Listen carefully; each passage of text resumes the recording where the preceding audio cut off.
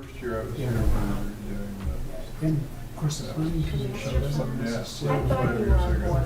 Yeah, 5 years ago. because of the There you go. changes in people. Sure. So, yeah. I don't remember much on that.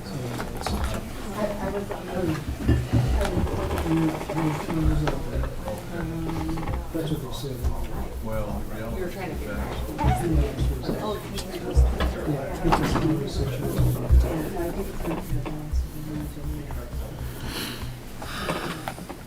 I don't know, Ron Staka appointed me and he's gone now, so I don't know if anybody wants to reappoint me. Ron appointed me in I've been accustomed to sitting next or near you, I'm not sure. 18. I don't remember. Yeah, I'm not sure. Well, when I retired, I sent him an email. I said, I'm bored, find something for me to do. I think we probably have to move the agenda and then I'll. I think we're pretty narrow. Okay. You can't remember before it's on the floor. Before you vote. Ready to go? All right. It is now 7 o'clock. I'm calling to order the meeting of the Planning Commission of Meridian Township. We will start with a roll call of the members. Commissioner Tresize? Present.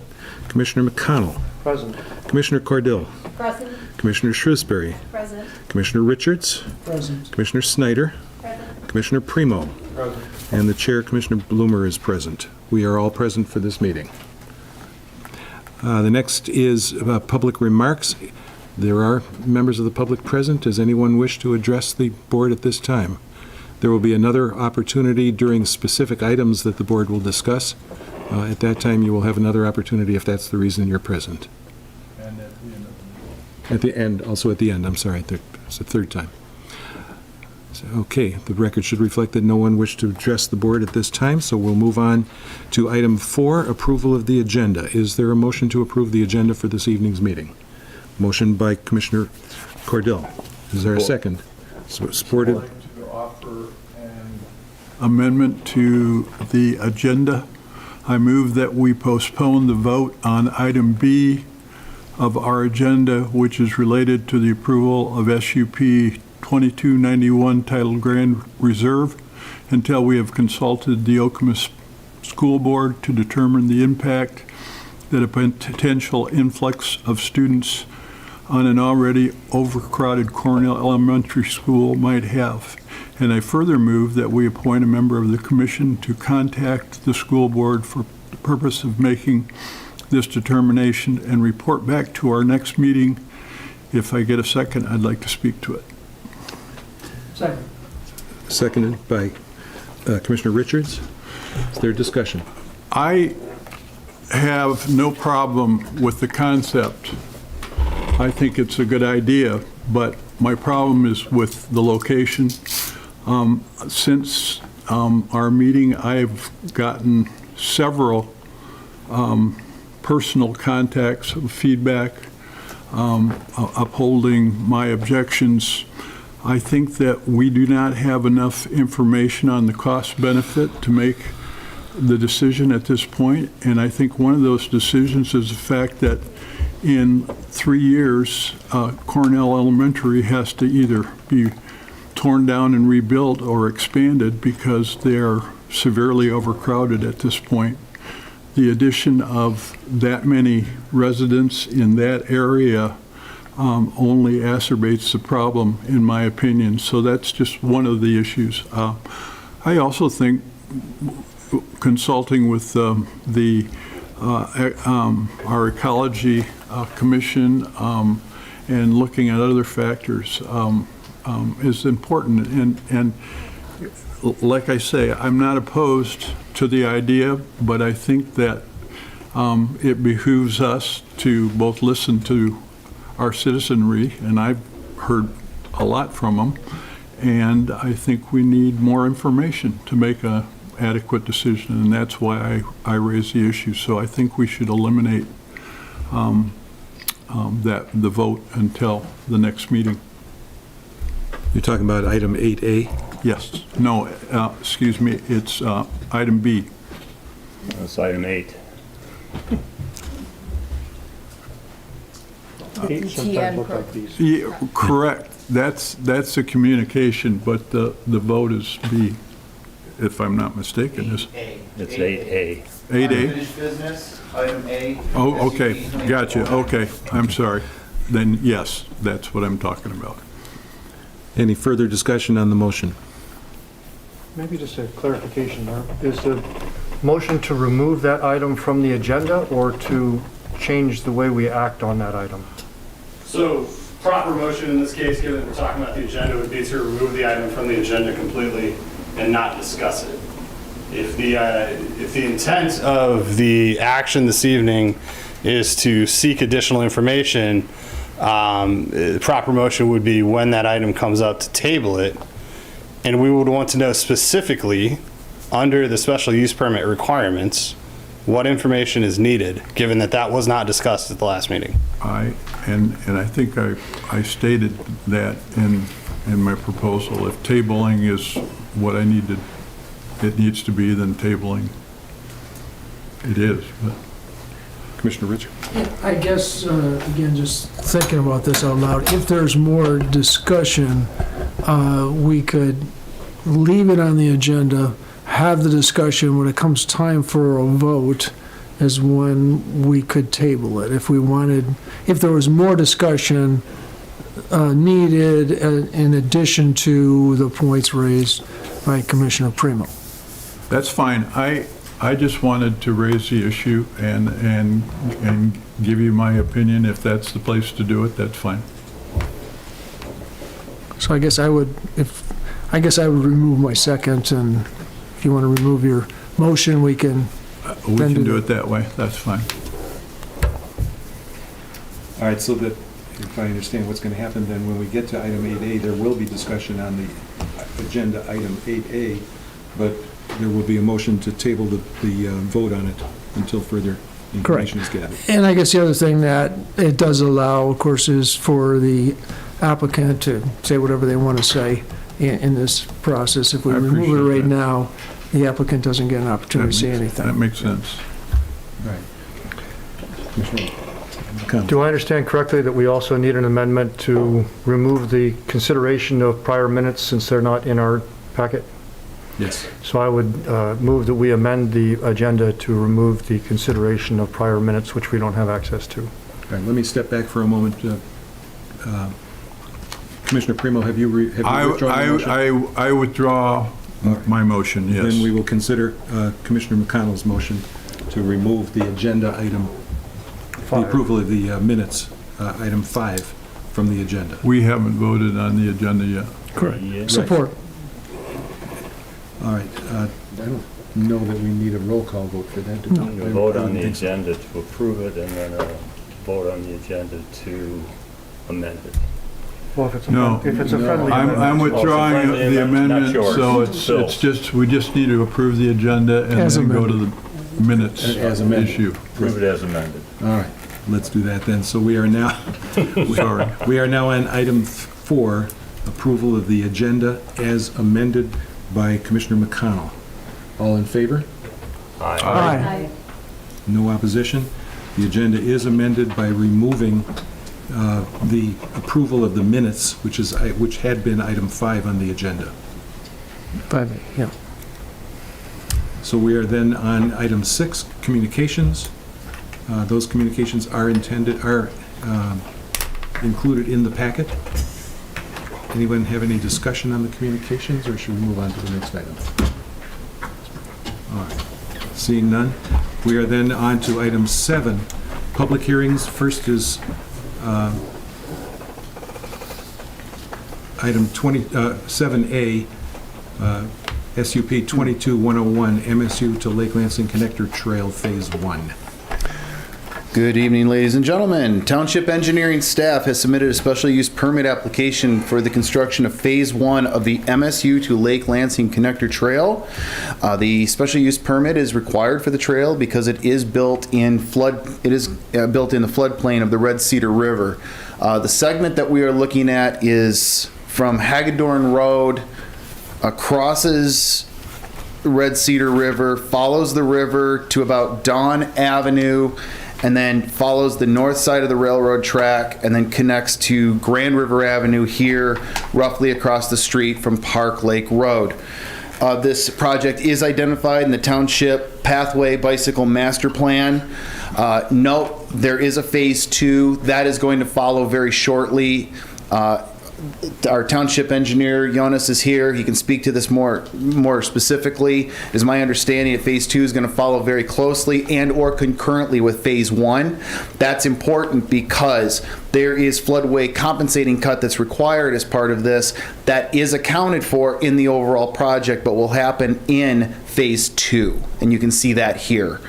The project, this, as far as standards for the SUP go, it's not human habitation, so that doesn't matter.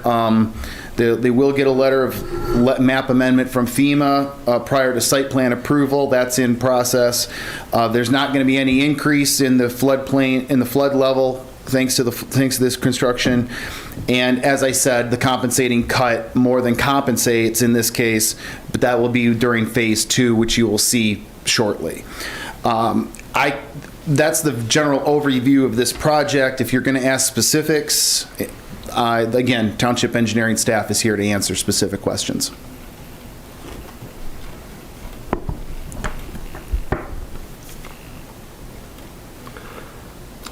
Are there any questions for staff?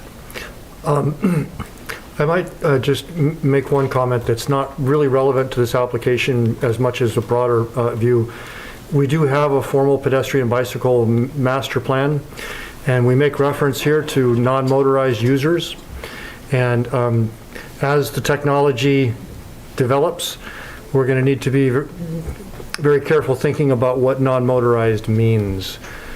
Unless we're intending to restrict use on these pathways to vehicles that have no motor, then that term is going to become problematic. I don't want it to interrupt our discussion today. It just caught my eye because we're seeing a lot more motorized electric motor vehicles, something to put in the hopper and think probably at the Transportation Commission about. Fair enough. Skateboards?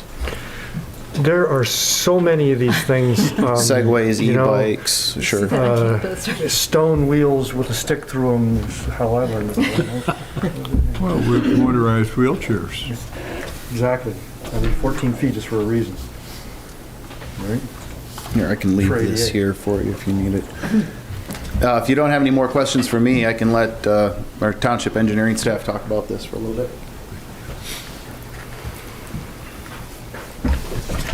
Good evening, Planning Board. I'm Jonas Rady, Township Chief Engineer. Appreciate the opportunity to be before you to discuss this project. Brian pretty much summed up the entire project, Phase 1 and Phase 2. As you may know, this whole thing, this project, the MSU to Lake Lansing project, is what it is, MSU to Lake Lansing. This is what we're talking about here is just Phase 1, which you could see at this part here on between Hagedorn to Grand River.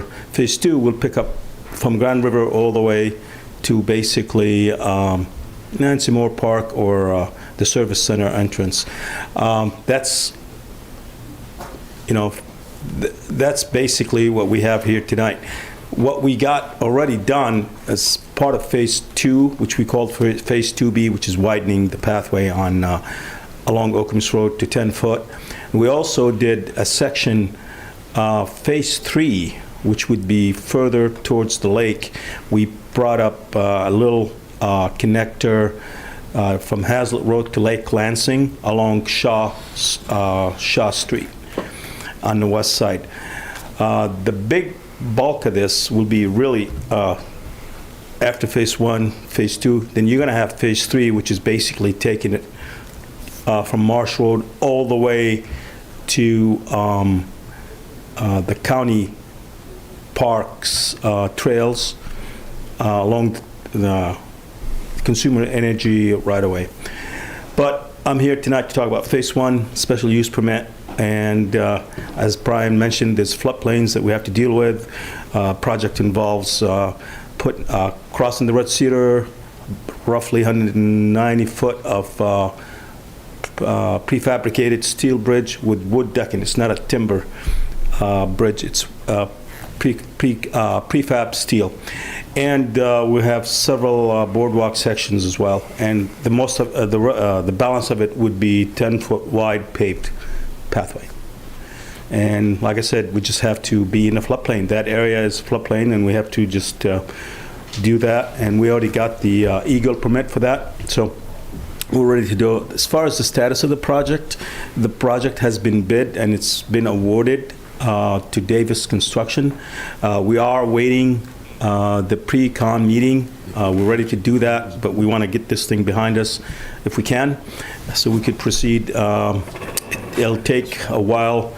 Once we have the pre-con, they have to order the bridge and other things, you know, with the supply chain issues lately. We'd like to see this thing progress as fast as we can. So that's where we at right now, and I'm here to answer any other questions. Commissioner Cordell? I see it as a beneficial project. My question is kind of like the link from Phase 1 to Phase 2, because it crosses Grand River. Yeah.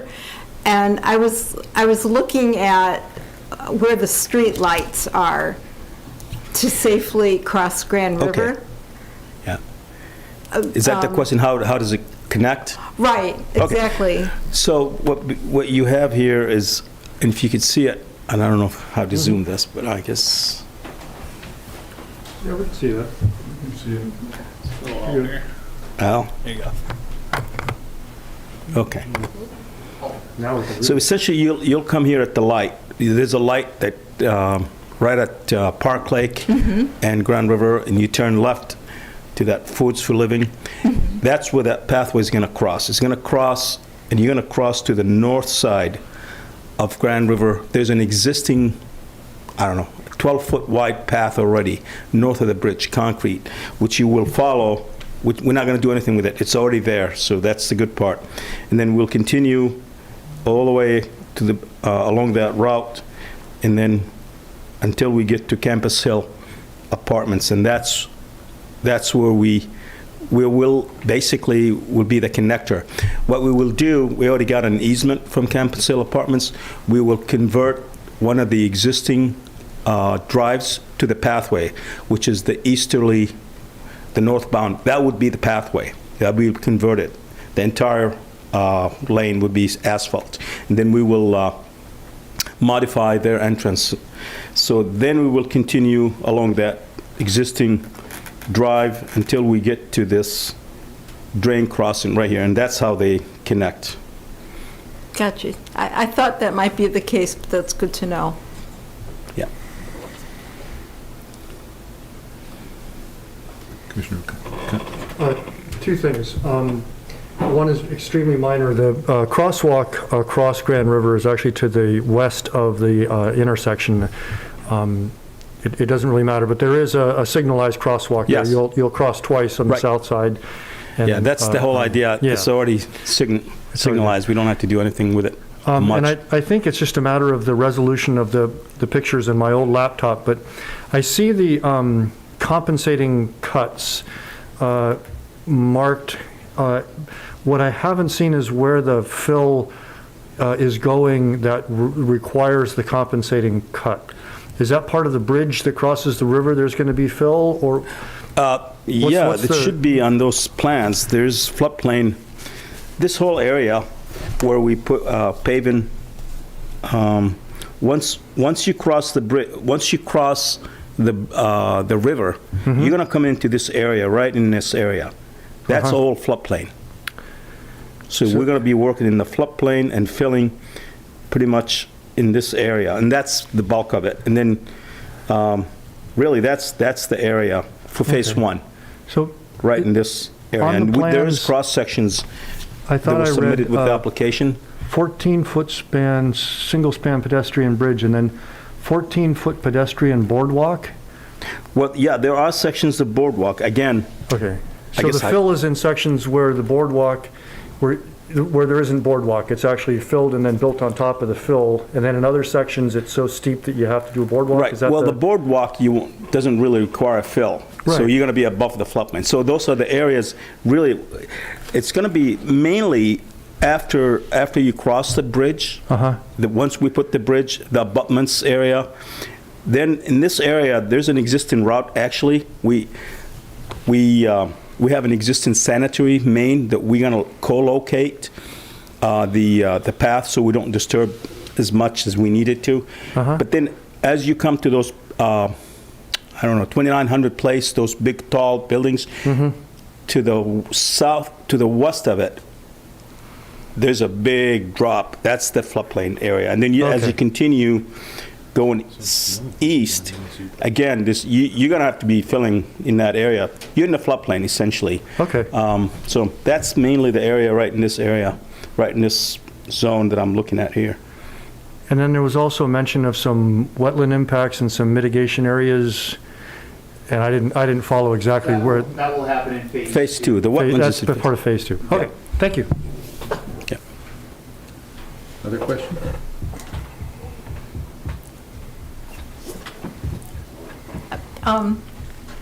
I was just wondering how the topography plays into it, or if it doesn't, because I was just picturing, like, what would it look like? I'm thinking of something on Okemos Road that's north of Grand River, but Okay. can you help me? Well, Did anyone sketch that or draw what that well, might look We do like? have cross-sections that were provided with the application.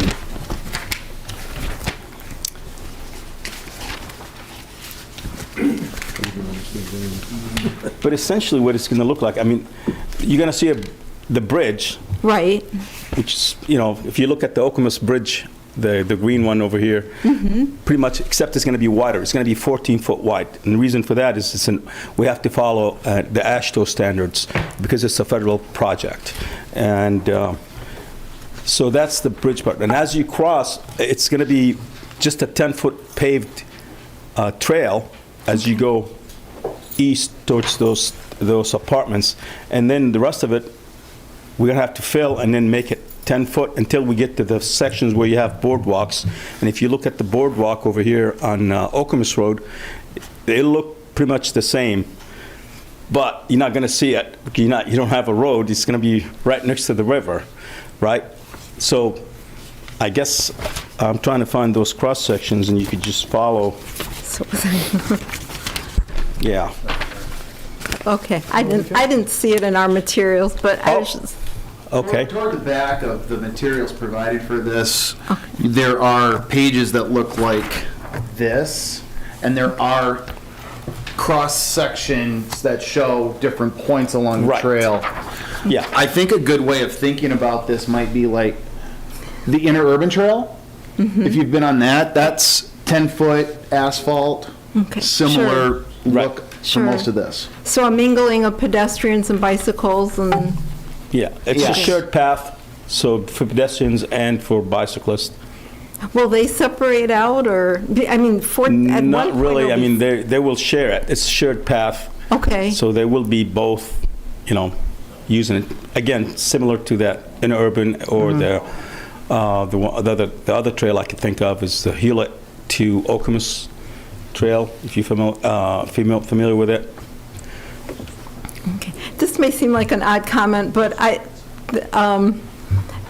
it seemed like it used to be that bicycles would yield to pedestrians, and now it's the other way around, where pedestrians are almost like for their own benefit to get out of the way. Well- That's what I was wondering how... Well, I don't know. Here in Meridian Township, since '74, when we first passed that non-motorized pathway millage, it was always the intent to use non-motorized, which included pedestrians and bicyclists. Right. And over the years, you have, rollerbladers, and I guess with time things happen. And I guess I second Bill's comment, with the technology, the EV bikes, and I don't know, those are motorized or not. I have no idea if the references to, carbon fuel generated motors or, Right, I mean, not from not directly in engineering Right. sense, but, I mean, how do we share this? I mean, I've even seen sometimes sidewalks in the area that I walk in, Yeah. bicyclists can come up really fast behind you. Some give you warnings, some don't. I'm just wondering how this can be safely used. It's definitely wider than my sidewalk that I walk on. I can speak to Sure. using the interurban trail as much as I have. You don't really run into an issue unless you happen to be like a runner or walker going this way exactly when a runner or walker is coming this way and there's a bicyclist. But other than that, there's plenty of room for a bicyclist to get around safely.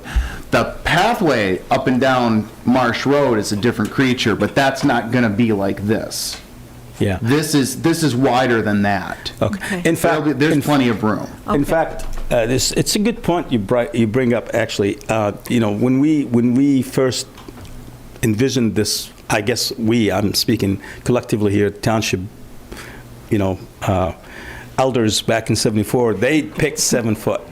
Well, the reason they picked 7 foot, because that was the federal standard for shared path. Well, now it's 10 foot, okay? However, if you have a bridge or have a boardwalk, you have to have 2 foot on each side. You have to add that, because that's... Like a shoulder? Right. So you're dealing with 14, that's why we have a 14-foot wide bridge and a 14-foot wide boardwalk. It's a shy distance. People don't tend to ride their bikes at the edge, so you always, so if you have 2 passing bicyclists, you want to create that... Separation? Right, or that little shoulder, if you will, or Okay. that, for safety purposes. That's why you see those bridges 14 foot wide. Gotcha. You know. Yeah, it almost at first blush seems overkill on design, but with all that, with as much traffic as I guess it can Yeah. witness, and I think it probably will. Well, yeah, I guess in our case, it really didn't matter. As I mentioned before, the reason we had to do it that way because we had federal funds. Right. And we're mandated to follow the federal standards, which is the AASHTO standards, which basically said if you have a bridge or a boardwalk, it needs to be 14 foot wide. So the bridge part, but then the path tapers down to 10? Correct. Okay. Thank you. Yeah. Once this is constructed, who is responsible for maintenance? Okay, so this project was funded 3 ways. You got the big federal grant from MDOT, which is TAP funds. That's $1.7 million. And we have the Ingham County Trail Millage, $950,000. And then we have our own township pathway millage, $350,000. Part of the agreement is once it's built, this will belong to Meridian Township. And the township will be responsible to maintain it. And that would be funded by our own township pathway millage. I don't see a resolution, so I guess we're looking for a straw vote this evening? Is that kind of where we're I think headed? that's where we are. Yeah. Any further discussion before we call for the straw vote? This is a public hearing, so if anyone's here to speak to this, I'm just saying. Oh, I'm sorry. Is there anyone interested in making an address on this topic? Okay. Sorry, I just. No, you're No, right. it's good. Okay. All right, then the chair calls for a straw vote on whether or not to approve the plan as proposed. All in favor? Aye. Is there any objection? No. Straw vote shows support.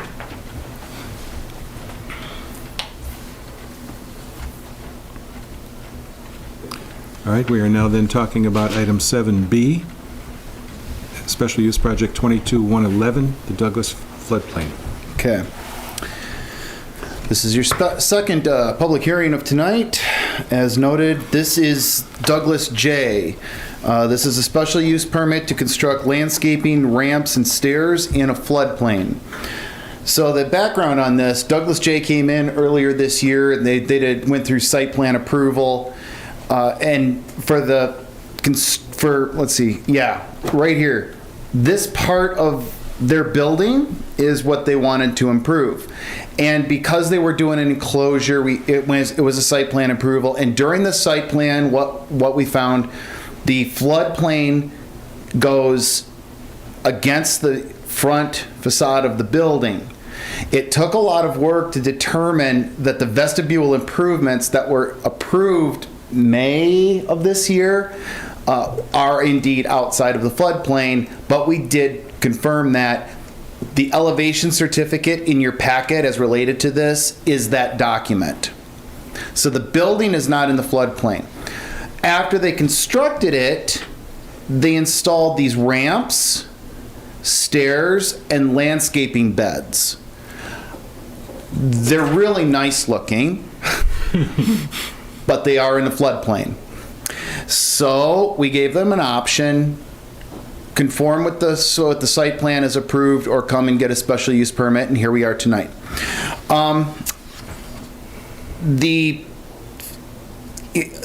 Comment number 4 on the second page gives you the details. There's 3.29 cubic yards of fill that are being compensated for. They have a 6.3 cubic compensating cut. That is on this part of their site right here. Okay, this has been this is as far as township engineering goes. They're really pleased what they see. Again, he happens to be here. He can speak to this if he wants to talk about that. This is what he was looking. This is what engineering was looking for back in May, and they're really happy with the results.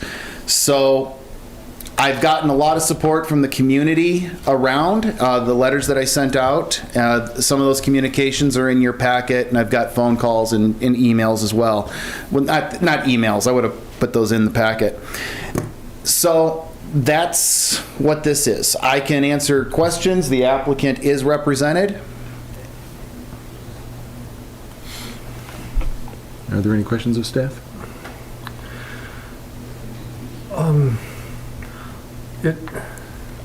And I guess my question is that this only requires township approval. There's no state oversight over the floodway.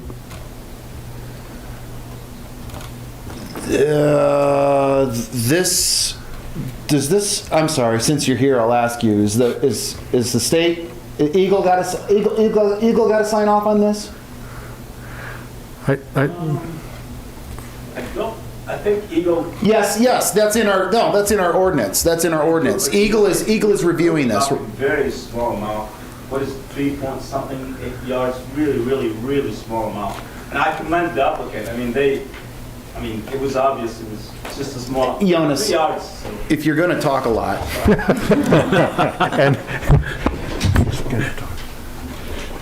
We asked him a question. Yeah, I apologize for that. Fair enough. For such a small project, there's so many requirements, but this is our ordinance, and we just have to follow it. And when I first looked at it, the first question really was the floodway, and we established that the floodway on the plans, they showed it on the plans, which is good. They were not impacted. But then the issue was, where's the floodplain? And I think it wasn't clear to us where the floodplain was. The KEPS plan or surveyor's plan showed it, but there was no elevation certificate. So to really know for sure if the building is in the floodplain, you needed what FEMA calls elevation certificate. So they did that, and it did show the building is not in the floodplain. Barely, but it's not in the floodplain. So what happened, they needed to do their improvements, which they did, but the improvements involved work in the floodplain, and hence the SUP. However, it turns out it's really small amount. 3.29 really small amount. So we're sitting here talking about 3 cubic yards of fill and compensating cuts. But that's what our ordinance says. Oh, yeah. To answer the question, now that I've had a chance to think about it, yes, the special use permit is supposed to be under review by the state, in this case, Environment, Great Lakes Energy, Eagle. Site plan will follow this, and site plan will not be approved without Eagle approval. Okay, well. You are correct. I guess the amount of impact, I don't understand how that's relevant, whether it's big, small, tiny, or huge. I didn't say If it's that. regulated, it's regulated. For the purpose of refreshing my memory and maybe the listening audience, could you help us recall the difference between the floodplain and the floodway and how that impacts regulatory standards? This is on the first page of my report. I made it in color, and it demonstrates the dark blue. You can't see it on this map, but this is the Red Cedar River. Doesn't show up very well, especially on screen. The dark blue around it is the floodway, and then the light blue is that you can see on most of the property is the floodplain. There are different standards for development. I don't have that directly in front of me. This is a floodway development, though. This is the lesser of the two. So floodplain is, if I understand correctly, those areas that are subject to flooding at a certain frequency, and floodway is where we expect water to be moving more rapidly during those flooding events. There are different levels of flooding events. Like the dark blue is more likely to flood than the light blue. If the light blue is flooding, it is a more major event than a light blue, than a dark blue. So one's a 100-year flood and the other something else? Yeah. Yeah, sure. I happen to be a CFM, Certified Floodplain Manager, so I can try and help here. So when you have a 100-year floodplain, you have the floodway and you have the floodway fringe, which is essentially, the floodway is the portion of the flood that when you have the river is flowing, when it's flowing. The fringe is just floods, but it's not flowing. So that's the floodplain. So the floodplain is that part that's not flowing, and which is wider than the floodway. Yeah, I think the rest of us have trouble understanding how an area gets flooded if the water's not moving. It's what now? How does an area get flooded if the water's not moving? No, you could flood, once it's flood, it rises, then it sits. Some portions of it will continue to flow, and that's the floodway, hence floodway. And that's it. Basically, FEMA, that when they model it, that's how they model it. You have a flood portion that's flowing, that's a dark blue in this case, and then they have the floodway fringe, which is the 100-year flood plain, and that's where they put the fill in this case. So that's the easiest way to understand it. And again, it's based on FEMA's modeling. That's how they create the floodplain elevations that we use for our determination if you're in the floodplain or not. So, all right. Have they already done the ramps and the beds? Yes, they have. After the fact. So they're coming in for an SUP after they've done the work to get approval That is of what correct. they've done, and then they still have to submit that to Eagle. That is correct. If at any point this fails, they are going to go back and conform with the original site plan approved in May. Okay. Thank you. That's what I was wondering. Excuse me, Brian. Go ahead. So that darker blue was the floodway and the lighter blue was the floodplain, is that correct? Yes, that is correct. Okay, and I'm just curious, and then the floodway, for some reason I struggle to get this stuck in my brain, and then the floodway, is that depicted?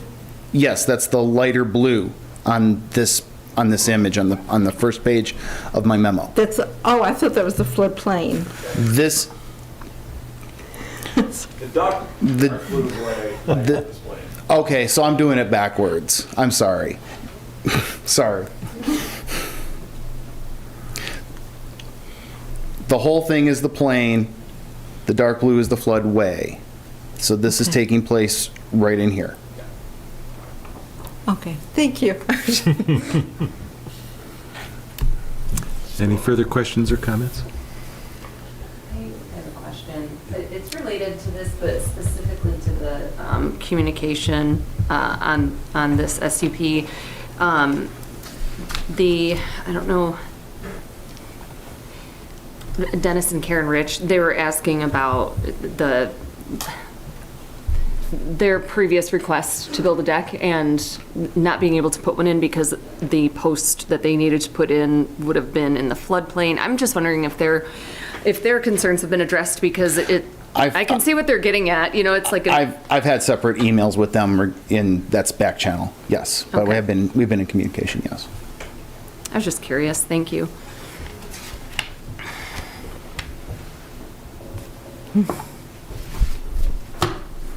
Again, applicants here if you want to have any Just gonna questions. say, we have a representative of Douglas J here. Does anyone want to address the issue?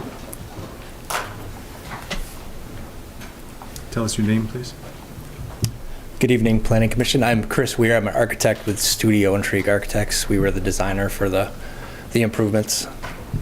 So one thing I'd like to add is the intent was never to construct the additional ramp and landscaping and stairs. During construction demolition, when we removed actually probably a foot to 18 inches of stone mulch, that revealed the existing grade from the exit vestibule down to the parking lot.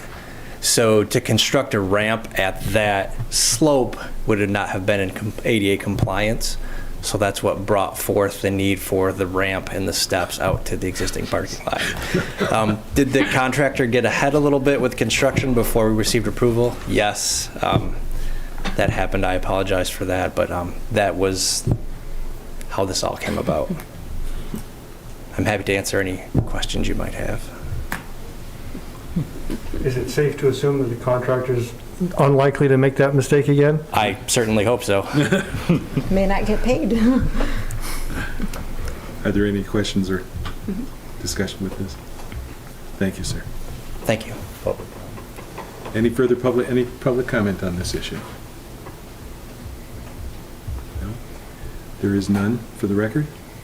All right, then let's call for a straw vote on approval of this SUP request. It is item 22-111.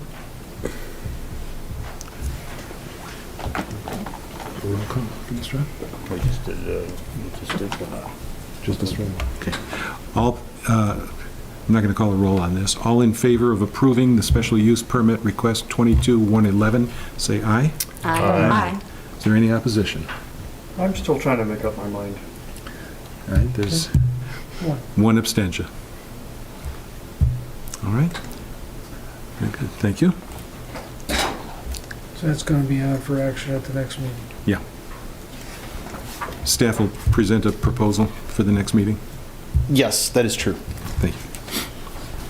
So we are now on unfinished business, item 8. This is the special use permit 22091 that you guys discussed before. Grand Reserve, 115 unit residential development, 60 duplexes, 55 single family homes, all rental, totaling more than 25,000 square feet between Central Park Drive and Powell Road.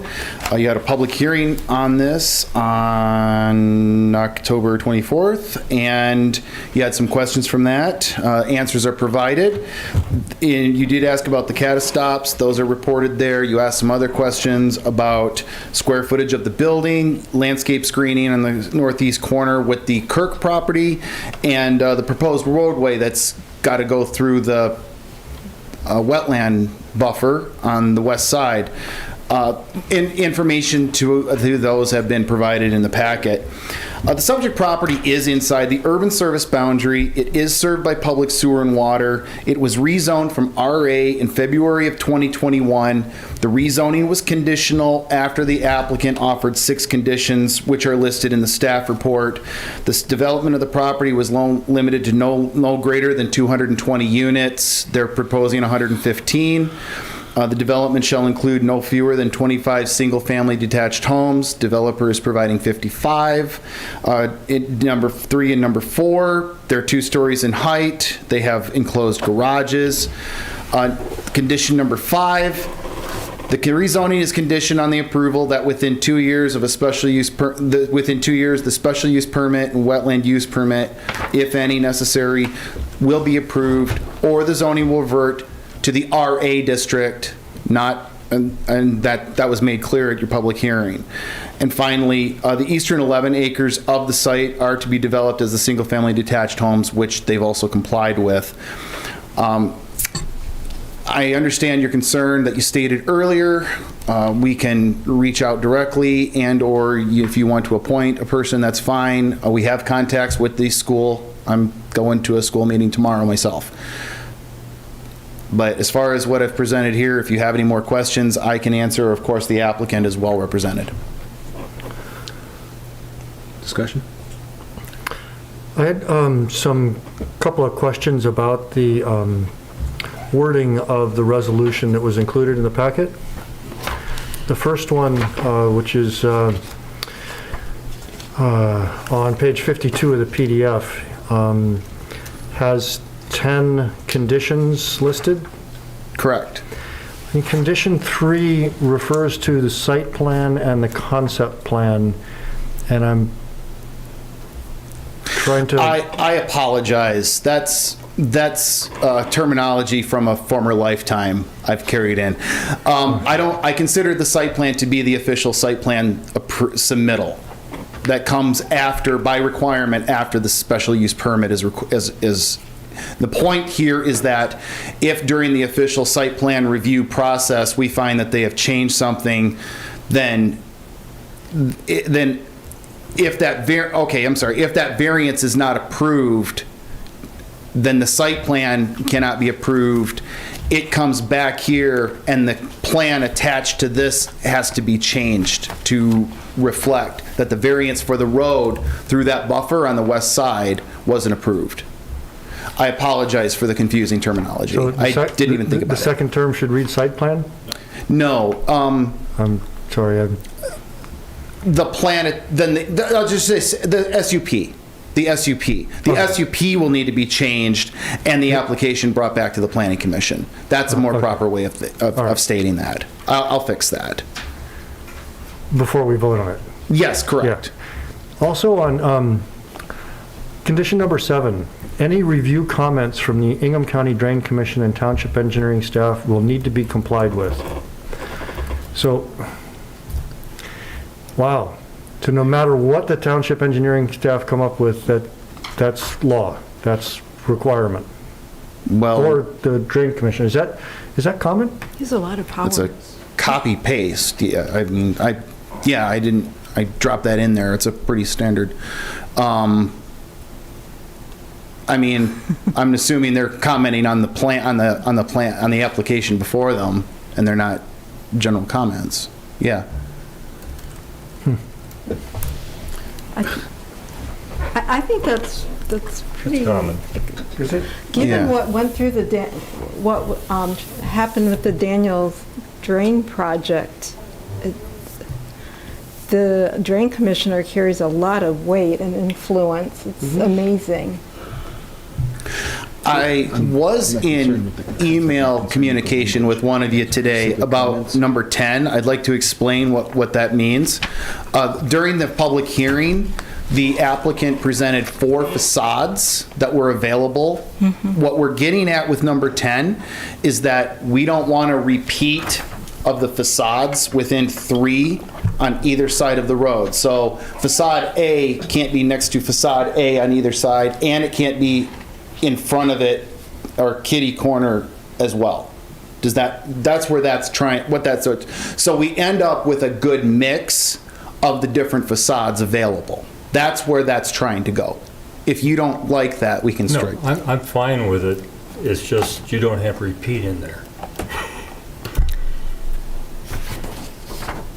Shall be within 3 houses.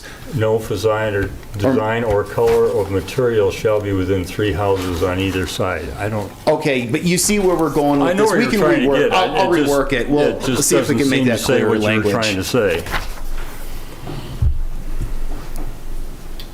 So what we've got is a fair amount of confusion on the wording, and I'm still not satisfied that we've dealt with the school issue, even though you're going to talk to them tomorrow.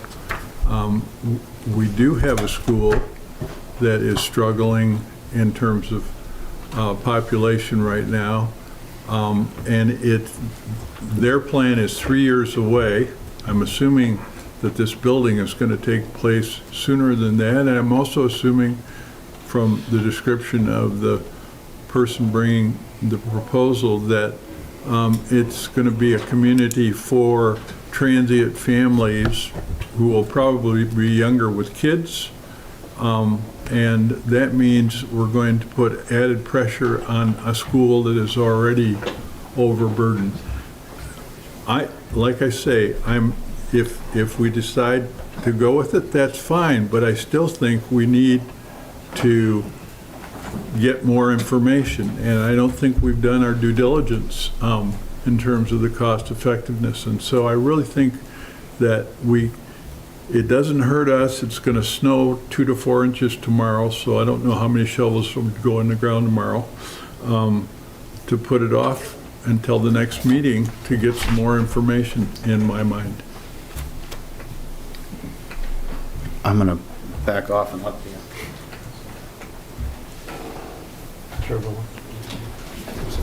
I have a question. I was looking at the criteria on page 2 of the staff report. Brian, you included the review criteria. Correct. On page 2, and I was looking at 6. Okay. Number 6. And tonight is the first mention, apparently, of not having enough public facilities to support by way of schools. That's what I'm hearing tonight. I mean, are you? I will say this, there is school property within the 300-foot notification of this project, and we have no comment from the school district. Now, So that's not supposed to substitute for Commissioner Primo's concern, and I don't mean to equate those things. But you're saying, I'm sorry, but you're saying they've been notified. They know this is at some level of Okemos Public Schools, they know this project is going on. Yes, they just haven't. I just haven't heard anything from them. Okay. So that puts the township in a difficult position if the school district has not communicated. Can we, I mean, Excuse who me. is it that we're in contact with? Who? I mean, or for example, if Cornell is crowded, well, are there other elementary schools within the district that could pick up the slack? I don't know. Yeah, no, so just briefly, my history with school districts is that they are generally planning for growth because under Michigan's system of funding, that is how they survive. The school districts that are not doing well within the state are the ones that have stagnant or declining populations. So they're absolutely paying attention and likely have someone on staff. It used to be a GIS person back when I started my career, because that's what I wanted to do. But generally, the school districts are absolutely paying attention and are assuming a certain amount of background population growth because assuming this gets built, not every unit will have children in it, and some will have more children in it than others. And so there's likely an assumption they make. It's likely based off census data in the past decade of growth that they expect to see and a number of school age population growth that they expect to see. The township does have a meeting with Superintendent Hood in the very near future, and we're happy to bring this up, but I can say with some certainty that the answer is going to be, we would love more students, because that is the answer from every school district I've ever had that conversation with in the history of time. Okay. I served on a school board for 16 years, and you're right, and in general, more students is better. But I do know that Okemos is facing a growth issue right now to the extent that they just passed a $275 million bond issue.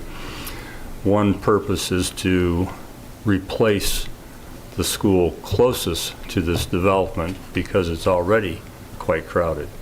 I think part of their concern might be timing. If this all comes in place in 3 years and they're not going to have that school replaced for 5 years, that could be an issue for them. I think it's worth discussing with Mr. Hood. I'm definitely happy to reach out and get specific information about Cornell Elementary and concerns with that. And I don't know fine. the extent of the notice you send to them as far as the detail of the development, so I don't know that they would respond to a notice without context, so.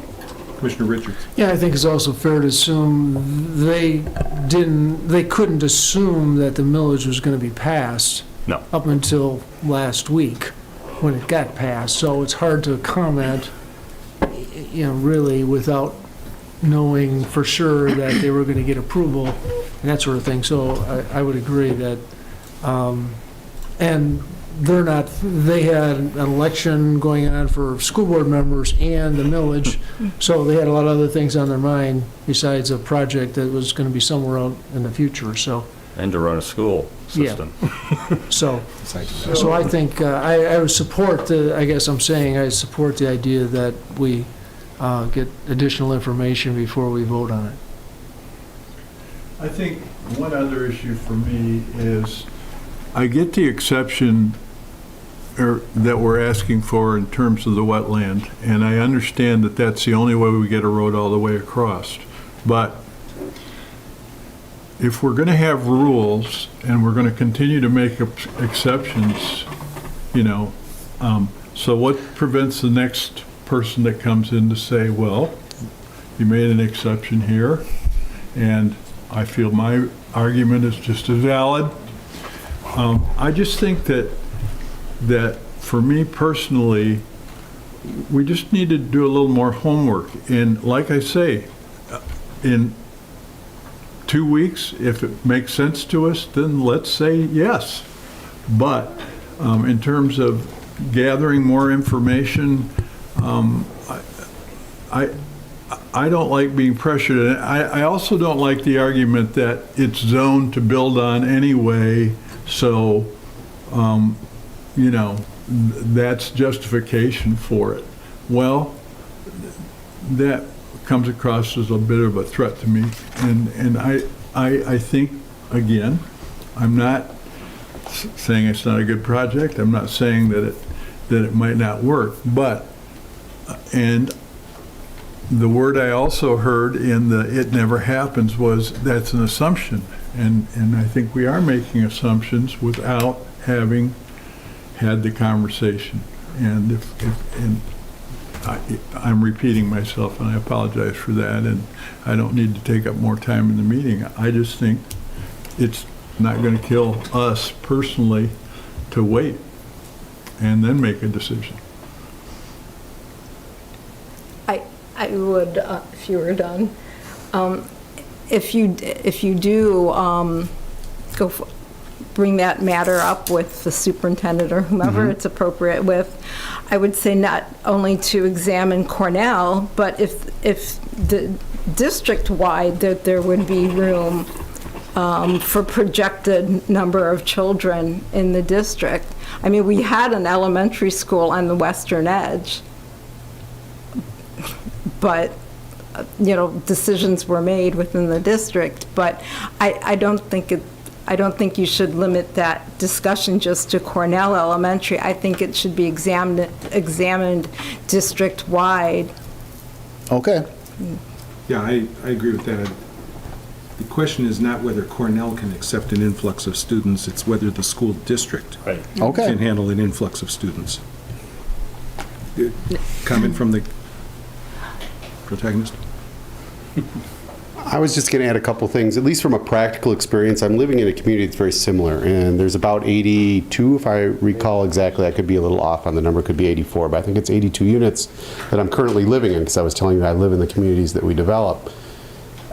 There's less than, I'd say, there's approximately 6 or 8 homes that have students, I think, in that development currently. I'm not telling you it doesn't vary over time, because we don't say, hey, we don't want kids, right? We say we want whoever wants to come here in a fair housing approach. And so we want to attract people that want to live within our communities and make it a viable place for children to, educate and grow and move on. So, but I can tell you that it's not 90% students, okay, where this is packed and it's a co-op. Like I used to live in a co-op when I was younger in Ann Arbor, where almost every unit had children. That's not that case. This is going to be a mix that's very similar to homes, you guys. We're building homes, and you're going to attract the same kind of client. The only difference is going to be they didn't want to own a home for a long period of time, or their job wasn't conducive to it. So from my perspective, it's kind of really putting 115 homes is what you're talking about. And whether you rent them or you buy them, you're going to get similar mixes. Our rents aren't low, but I can tell you that I think I have less than 10% of the homes that I'm living in currently have school-age kids, and I have 2. So, anyway, that's the long and the short of at least some practical experience that I could give you guys. Excuse me. He should give his name and address for the record. I am so sorry. I'm No, you're fine. You Raji weren't Uppal with asked. DTN Management Company. You always test me on my address, but I'm on Clark Road in DeWitt at Quarry Village Apartments. Okay, thank you. Commissioner Trusais.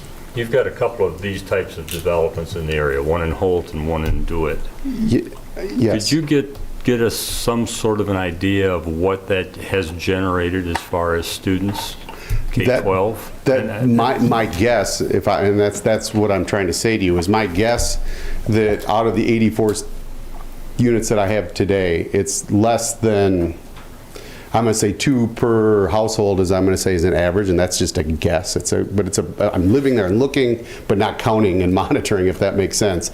So my guess is that in the 84, I think you're not going to, it's 20 maybe. In the 84, I think it's less than that even, to be honest with you. But it's not hundreds. It's in the scheme of 10% of the people had children, and maybe you can say on average there's 2. Okay, I think that's not a crazy assumption. Let's just say it that way.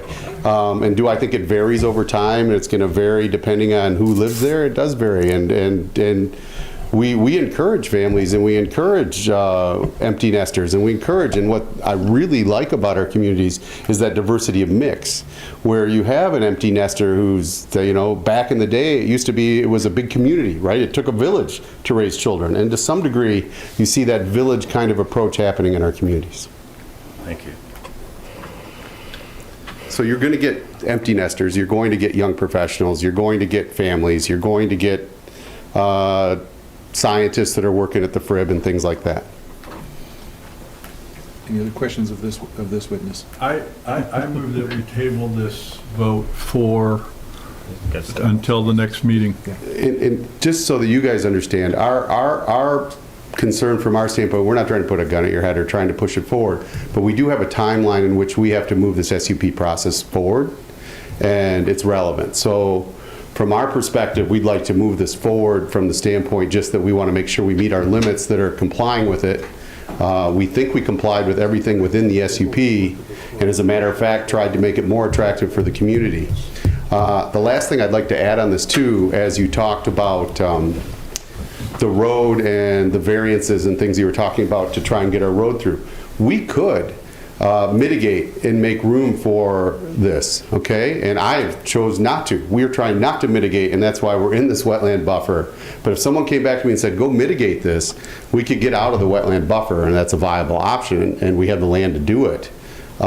We just thought that that wasn't the desire of the community. So we were trying to do everything we could to make sure that we minimize the impact of the wetland. Our original plan had true mitigation in it to make it so that we had higher density. I've done everything I can, or we have done everything we can to make that as little impact as possible, because that seemed like a high priority for this township.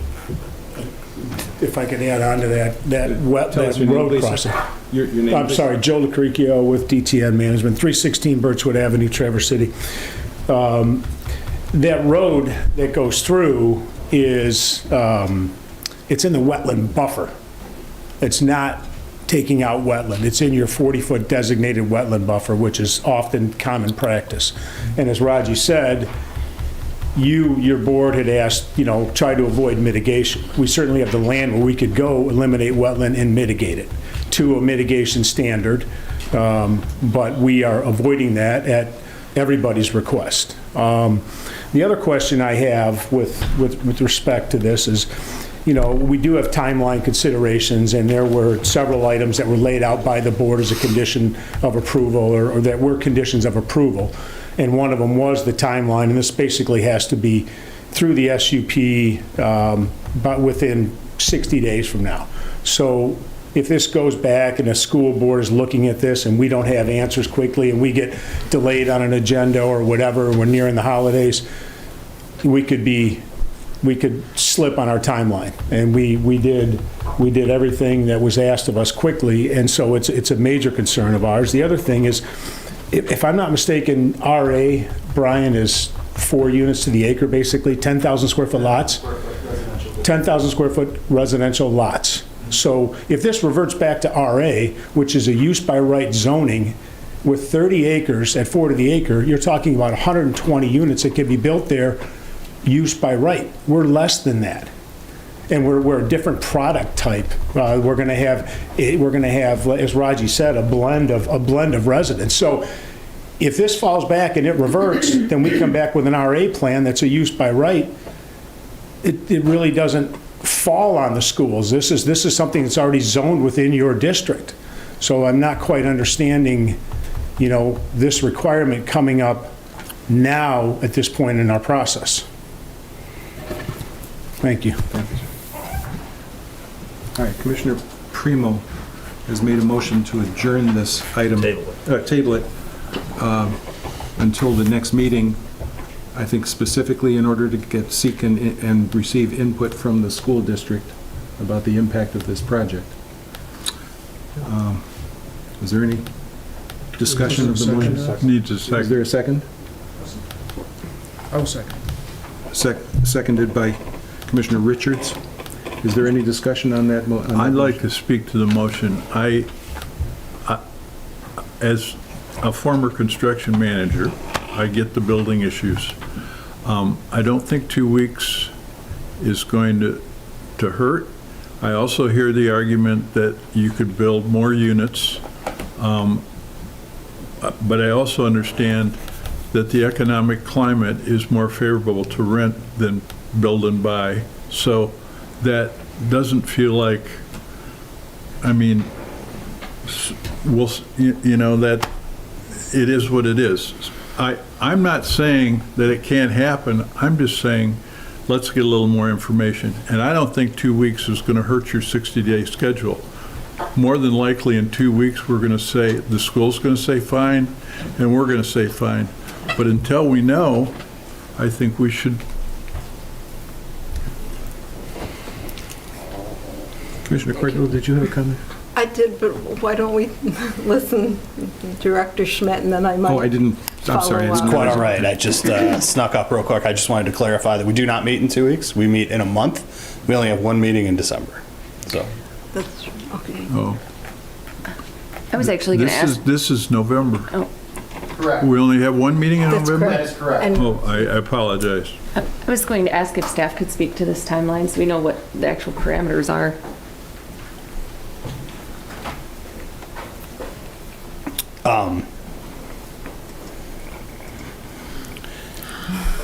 We will be much more forceful in December asking for the Planning Commission to take action, given the timeline that the Township Board put in place in 2021.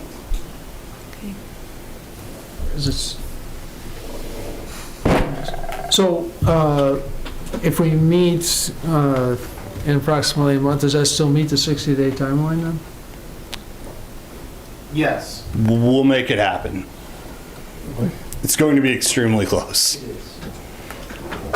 Because the 25,000 square foot SUP has to go to the township. It does, and it requires 2 meetings. Yes. And the Township Board will not have any opportunity to postpone. So, can I ask another question? Yep. So today's the 14th, correct? So we don't have another meeting in November? You do not. On the 28th, no. Okay. Could you call one? Excuse me, I'm speaking out of order, but, Thanksgiving gets in the way. yeah, I know. I would have a hard time suggesting we call a special meeting in November, given when Thanksgiving falls. Sure. Additionally, if the request is for staff to touch base with the school district, I don't want to have you call a special meeting if I can't guarantee I'll have that information. Best case would be to move up your December meeting if you had some desire to do that.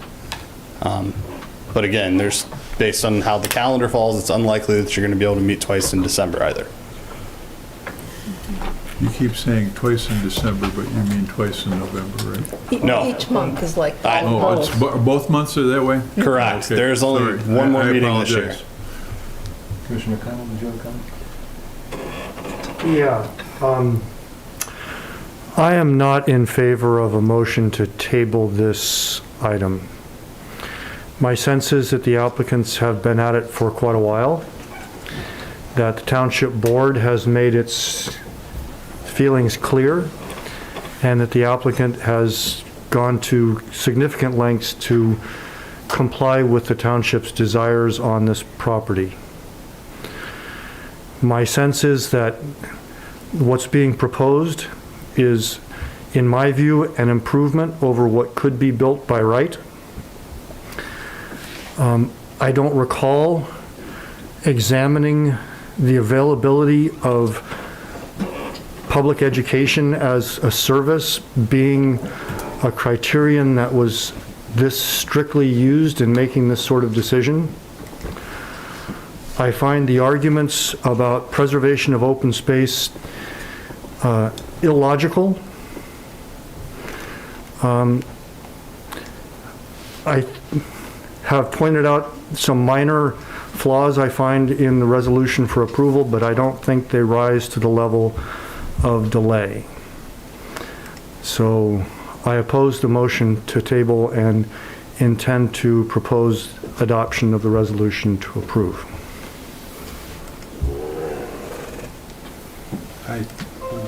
Before we go to a vote, I'd like to voice my support for Commissioner McConnell's position just stated. My review of this project and my understanding of this project is that it is a lower level interruption of land use than could be possible. It is highly controlled. It appears to me to be well thought out, and I agree that the imposition on the school system is speculative at best, with no real evidence that it would cause a problem. I've had kids in this school system, and there's no doubt in my mind that the school system, if there were 100 children produced in this project, the school system could easily absorb those 100 children, even though they might not end up at Cornell. So I agree with Commissioner McConnell's position. I think we have to call a roll call vote on Commissioner Primo's motion to table this. Correct. So let's start with Commissioner Snyder. So yes or no, right? Yes. Yes or no as to the motion to table? Yes to table, no to not table. I'm not in favor of tabling. Commissioner Shrewsbury. I also am not in favor of tabling. Commissioner McConnell. No. Commissioner Tresize. No. Commissioner Richards. Yes. Who did I miss? Commissioner Cordill. No. Chair votes no. Commissioner Primo. I'm sorry, Commissioner Primo. Yes. All right. I believe it's 2 yes and the rest are no. The motion fails. Now, Commissioner McConnell. I'd like to move adoption of the resolution to recommend approval of SUP 22091 Grand Reserve. Is there a second? Support. Seconded by Commissioner Tresize. Have another roll. Is there discussion on this? Yes. I normally am in favor of being thoughtful and even wanting to be respectful of other commissioners' need for more information. I would want that same respect, and so I don't take my no vote on tabling lightly, but I do, given the time frame, and also I think Commissioner McConnell made a good point that the township board has given some pretty clear direction when they rezoned this property over the recommendation of the planning commission previously, and so I feel like they're vested in this work and are going to have an opinion on it. And while it is our job to give our thoughts to the township board, I think we also have to respect them and not put them in a bind where they don't have the ability to have additional conversations with the developer to move this forward, given some thoughts. And it is the by right. And so given all of the circumstances of this one, I think it's important for us to move it forward to keep the process going and not put the developer in jeopardy of not being able to do anything or doing something that is the less best option here. So that's why I voted to table and why I'll be supporting the resolution to move forward. Any further comment before the vote? Here. Yeah, I would say, because it looks like this is going to get passed on to the township board, right, correct? That the information that Commissioner Primo's requested, we still get that information? Yeah. And provide that as part of the feedback to the township board. That's no problem. I'd also like to mention, you do have to make two motions because part of this, the 25,000 square foot goes to the board. You are approving the single family in a RD, in an RD development. So you have two resolutions before you. Just a reminder. Are those, They're separate. I just want to say that I will be voting no, mainly in support of those people who have contacted me and my attempt to be faithful to the citizens who expect us to listen to them. and that's simply a justified performance of your function. I don't think anybody here holds a no vote on this against you. That's an appropriate use of your... I'm not worried about that. Okay. I've been smacked before. For me, it was part of earning a living. Yeah, go ahead. Not to prolong this any necessarily longer, but I think any comments made to one particular planning commissioner should be made to the whole board instead of individual. I mean, that's not of your doing, but, I mean, it was shared. One of the letters was Oh, forwarded. I know, but anyway, I'm prepared to vote in favor of this.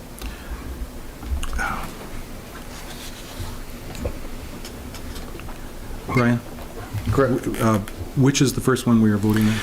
I believe you are first voting on special use permit number 22091, resolution to approve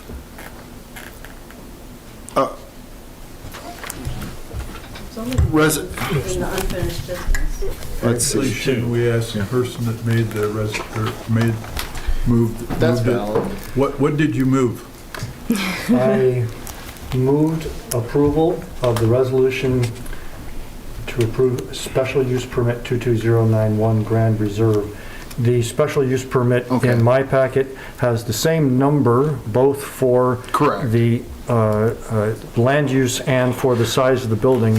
My motion was concerning the land use decision. Right, and the second resolution specifically states buildings over 25K square feet. Right.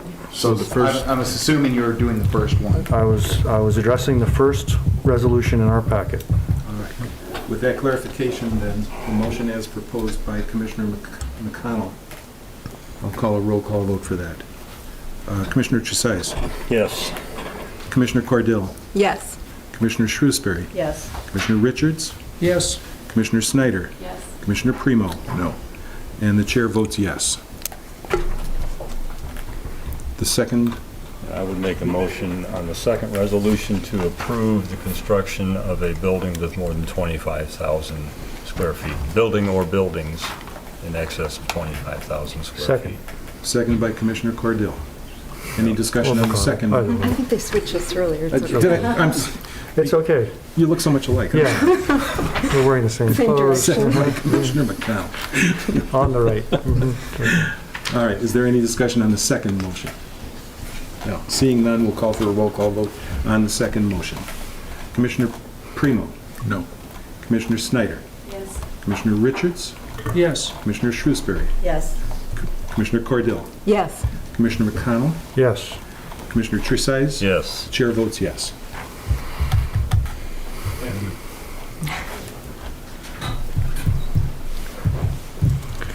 It's going to get really exciting. We're going to talk about our meeting schedule, so don't go anywhere.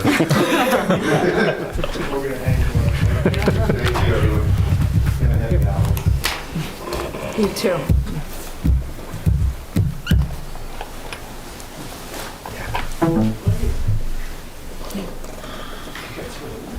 10 days is Thanksgiving.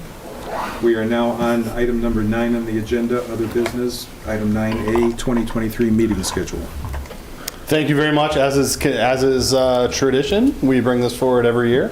The only question that's really in front of the board at this point is staff has raised the comments that other boards and commissions do meet at earlier hours. So if the planning commission so desires to move their start time from 7 o'clock to something earlier, now would be the time to do so.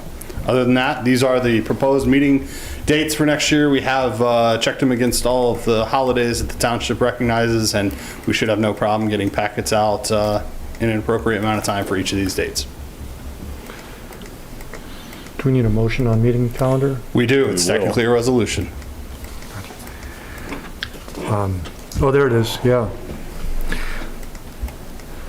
Well, I would move adoption of the resolution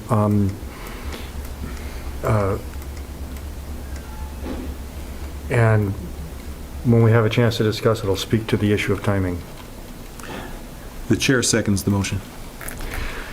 So I'm personally very much in favor of considering an earlier start time.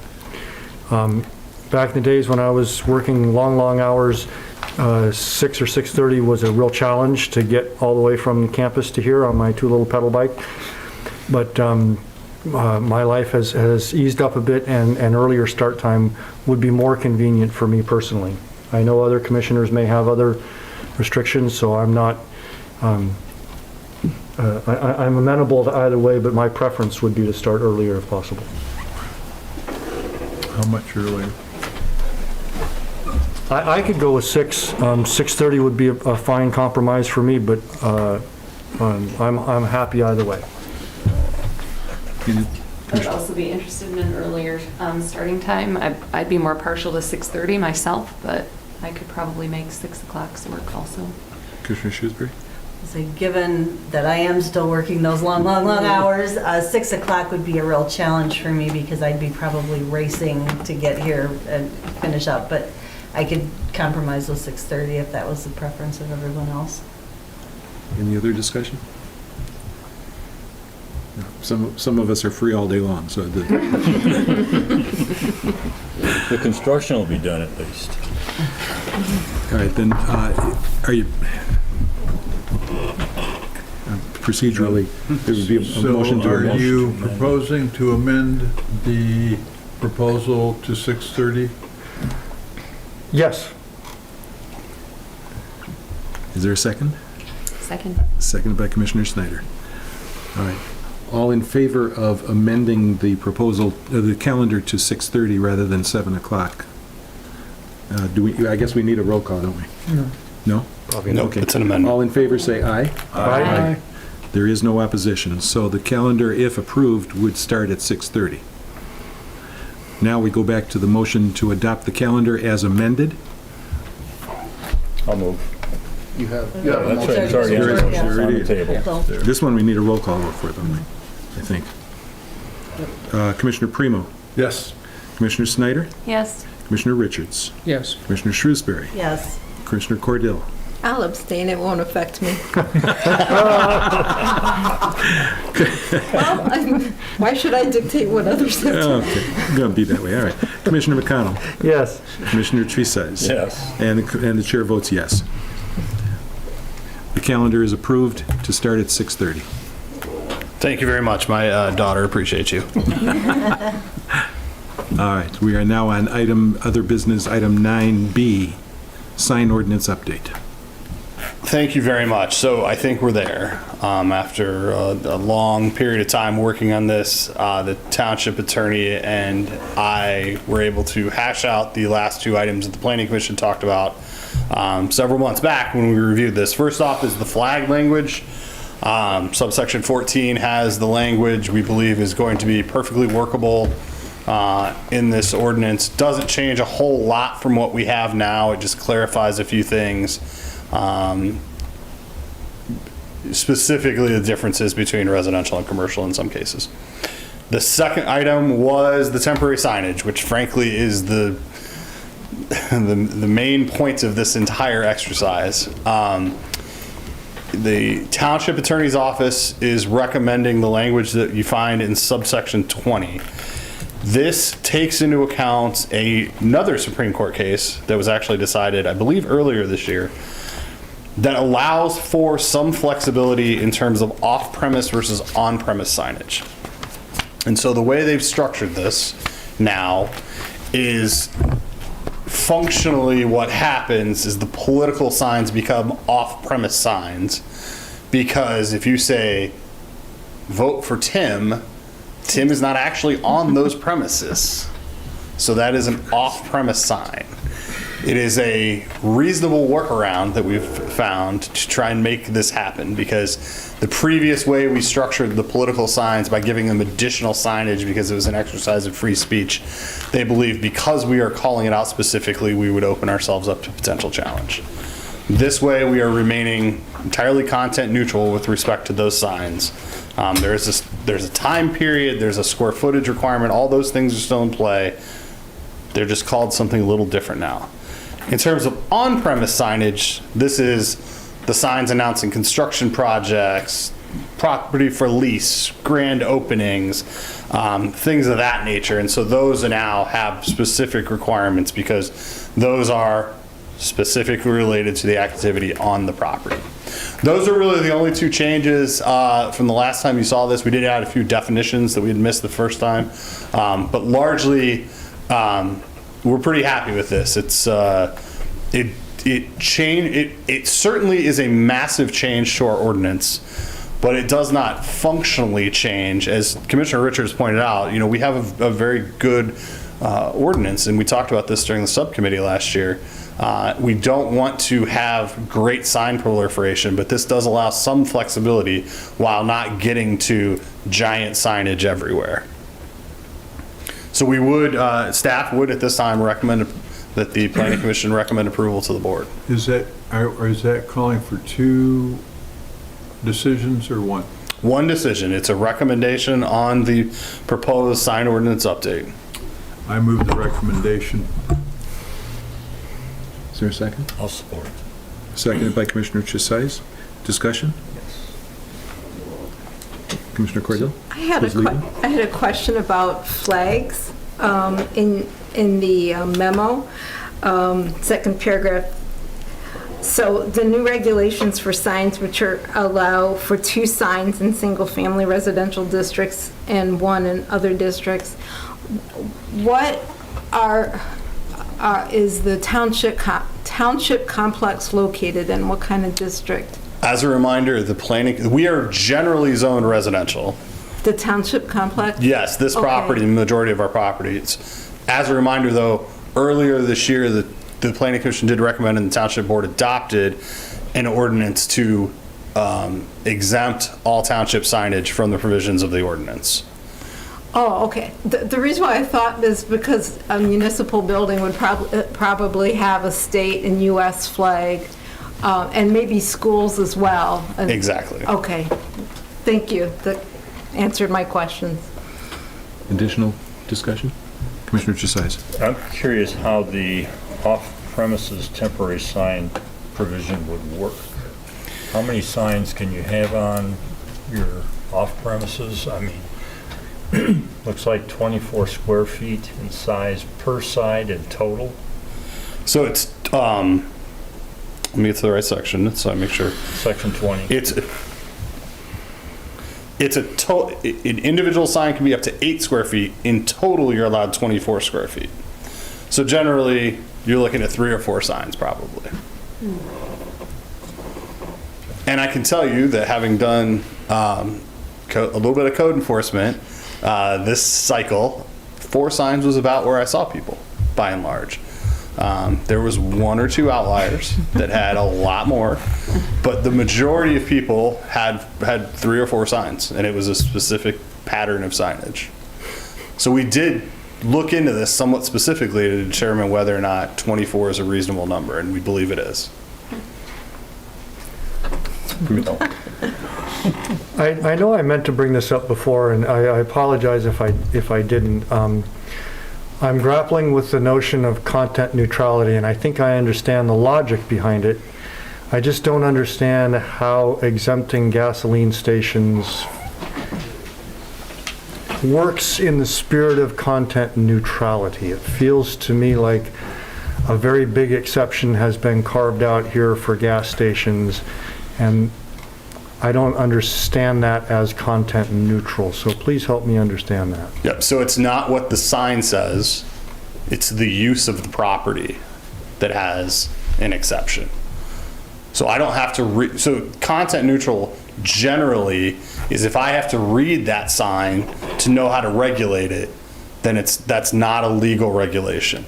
In this case, what we're doing is we're saying this category of uses, because we know they require additional signage for specific reasons, has its own set of standards. Additionally, you'll note that drive-throughs also have that. Both of those items are in our current ordinance. We've just modernized them and brought the language up to par.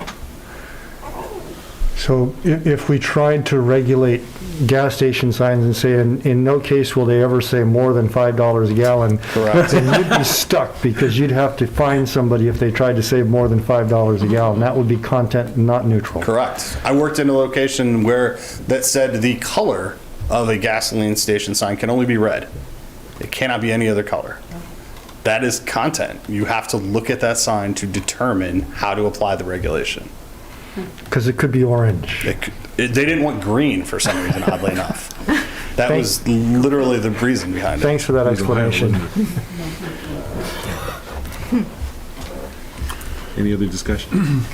I just have a quick question out of curiosity. When there are signs on public property and in the right-of-way, whose job is it to remove them, or can citizens remove them? Please do not remove them. I tell everyone, do not remove them. Just give us a call and let us know where they're at. We have a code enforcement officer that's out on a regular basis. If he sees them, he tries to grab them. Obviously, given construction, we've tried to be flexible along Grand River and Okemos Road this year. We also have our intern's great. He was very aggressive at first pulling signs, and so we had to dial him back a little bit, help him understand sort of the gray area sometimes. But yeah, just let us know if you see something. I think we pulled 10 or 15 today. One of the areas we have problems with is, frankly, is the companies that now start attaching them to telephone poles, because they attach them with like lag bolts that are this long that, you've got to get a truck out there to remove it. So we have to call those into consumers generally. Wow. Thank you. Thank you. Any other questions or discussion? Is there a motion pending? I lost track. All right. And seconded. All right. I'd just like to make one comment. When I first read the existing sign ordinances in this township, I had a headache like I haven't had in years. I'd like to compliment staff on the enormous amount of work that they've done to simplify and clarify the sign ordinances. It's an impressive piece of work. Thank you. We spent a lot of time on this. The township attorney is to be commended for reeling us back in when need be. All right. Then we'll call a roll call vote for approving the motion. Commissioner Snyder? Approve. Commissioner Shrewsbury? Yes. Commissioner Cordell? Yes. Commissioner Richards? Yes. Commissioner Primo? Yes. Commissioner McConnell? Yes. Commissioner Tresize? Yes. And the chair votes yes.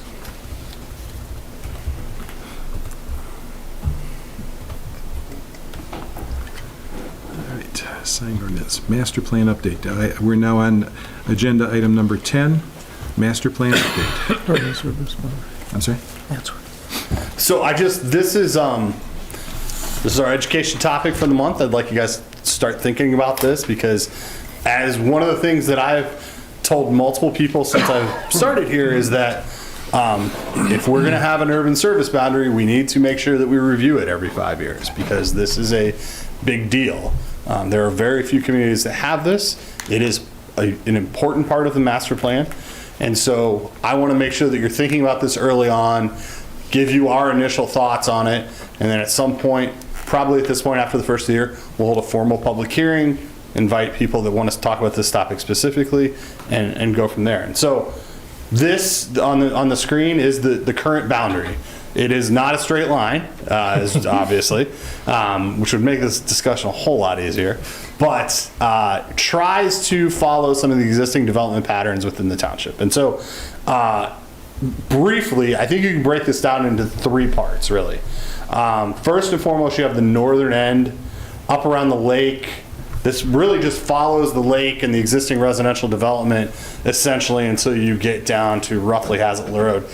This is the only area of any concern that we have. It's just cutting right through a property, and so we would recommend making a minor change here to just not cut a property in half, because all that does is become that one weird exception that 10 years from now we try to have to resolve something on it and no one knows why it's like that. And so at some point staff will recommend we jog this a little bit to the north to bring that whole property in so there's no confusion. And I'm gonna skip down to the south because that's the other easy part. The south part, roughly, once you get south of Grand River, really starts to follow that Consumers Energy Corridor between Cornell and Vanada, wraps around a couple of subdivisions, leaving out properties owned by the township or that are largely wetlands. This is the real only exception, and I just want to make sure that everyone's aware of it. The subdivision, Wellington Estates, and the Winslow Mobile Home Park, along with the properties immediately adjacent, are all actually in the urban service boundary. And so that's just an important item to know going forward. If there was ever redevelopment in the Winslow area or the gas station there on the south side, those are actually in the urban service boundary. The majority of the rest of these properties are single-family homes. It's irrelevant whether they're in or out because nothing is ever going to happen with them. But those 2 areas I simply want to point out, and so everyone's aware of that, because a lot of people, talk to me about this, and they're like, well, the urban service boundary, it doesn't even go to Cornell Road, and I have to correct people. Nope, there is a section that goes all the way out past Vanada. Really, the part that we need to make sure that we talk about as we go forward is here in the middle. The jog around. Excuse me, Tim. Can I stop you for a second, please? I'm sorry. Yeah. Can you define urban service boundary for us, please? So it is an area in which the township intends to provide services versus the area outside. This is where we do not intend to provide services. Yeah, so fire service, police patrol. Sewer and water is the big ones. That's the key. We will always provide fire and police and things like that. It's just, you're considered more rural there, so it's not like we're gonna put a new station out there. It's really the water and sewer are the keys. Okay. But there is not an intention for us to extend out to you. The reason the middle part's the key is because we actually do have services available to some of these properties. And so if you look at this map, we kind of come around the, I just blanked on it, the Georgetown subdivisions, and then pick up Powell Road and then leave those properties out, but then come back in for Silverstone, which wasn't there at the time, and then go back out, and the golf course, the driving range property is actually cut into 2. So we have a bit of a conundrum here. You have, I had a professor in college that always said, straight lines are the best for us to do because God doesn't make straight lines. We know it's man-made. It's a straight line generally. And so staff would always prefer a straight line. And obviously we have 2 options here. We have the Cornell Road, which is obviously a straight line, and then the back of the properties along Cornell Road. Additionally, at some point we do need to make a decision on the driving range because parts in, parts out. That is, the property is up for sale. The owners of that property will absolutely be providing requests to the Planning Commission that it be included because it is adjacent to services. It is on Grand River. It is a driving range that it's an old use that needs renovation at this point. It has development all around it. So there's no decisions that need to be made this evening. We'd obviously welcome any input, but I know it's a late hour and I'd like you guys to think about this, but I really wanted to make sure that we got the urban service boundary on your radar early on because it is such a unique item in our master plan. And so obviously if anyone's watching at home right now, please feel free to provide us with any comment, input that you have on any part of our master plan. If you go to the Planning and Community Development Department's website, there's a spot there for the master plan, and you can provide us direct feedback through an email link, but also specifically on the urban service boundary as we move forward. And so I just wanted to have this conversation and I'd start you guys thinking about this really because we're specifically talking about the middle. The north and south, pretty good. It's the middle where it goes east, it jogs east and west a lot. Are there any questions about this? Commissioner Snyder? So the urban services boundary, given that it's something that's pretty unique to this community, as you've stated, am I understanding correctly when I assume that its purpose is perhaps to control the rate of development? Oh, 100%. It is a tool that can be used to slow the rate of development, but it's also a tool to help us from a capital improvement plan perspective, that we know this is roughly the area we're planning for in terms of water and sewer and roads and things like that. So we're able to plan for that a little more effectively than not knowing whether or not we're going all the way to Meridian Road. Commissioner Rich? Yeah, I think it's more a factor of density. You can, assuming you can put in wells and septic systems, you can still develop property. It's a matter of how densely you can do that, and typically, once you get into quarter-acre lots or even a little bit larger, you're going to need municipal water and sewer in order to do that effectively. To build on what Commissioner Richards said, is I happened to be on the commission when we were working on this plan, and it was recognized, the urban service boundary was included in the plan because we recognized that the eastern portion of the township was more rural in character, and that was something worthy of preservation. So hence the boundary, and that the services, water and sewer, were not necessary because we were trying to preserve the character. Thank you. Any other comments or questions? Commissioner This is Schuster? not specific to this one, but you just reminded me that we had talked a while ago about having sort of stock language that people might be able to throw into a community newsletter or a website or something. And I know, I mean, we have a very small neighborhood where I am, but we do emails and newsletters to folks periodically, and I'd like to be able to share that if that's something that you could give to us, and I'm sure there are others beyond the planning commission. You'll have it by the end of the week. Excellent, thank you.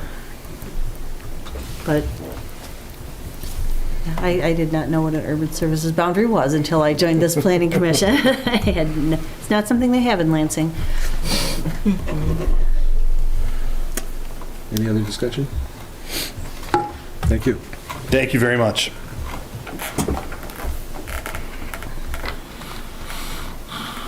All right, we are now on item 10 of the agenda. Oh, no, I'm sorry. Item 11, Township Board update. So generally, what I think we're going to start doing is kind of consolidating this all into the sort of project update that we've provided to you. I think that's the best way for us to keep track of the things that are going on. I will just add that the board did formally introduce the RRA deletion ordinance at their last meeting, and so that's on track for adoption. They did approve the Brownfield plan for the Village of Okemos, and just a reminder, tomorrow night's the joint meeting. So we may have more coming out of that tomorrow night. Yeah. Liaison reports? Anybody? I just wanted to throw out that the Corridor Improvement Authority, after some time, will be meeting this Wednesday, the 16th at 6 p.m. However, I'm unable to attend. So I don't know if anyone else would like to attend it and see what it's about. If anyone's interested, we're happy to get them all the information that you need. To Commissioner Cordell's point, we will be looking for a member of the Planning Commission to serve next year on the CIA. Maybe I should add that there's consideration of creating a TIF district along Grand River, which would be a tax increment financing district. So that's what that committee is looking at doing. Any other liaisons? I attended the DDA attempted meeting. The only thing I can say is that they are having difficulty acquiring a quorum for their meetings, and that was the major topic of discussion at the last meeting.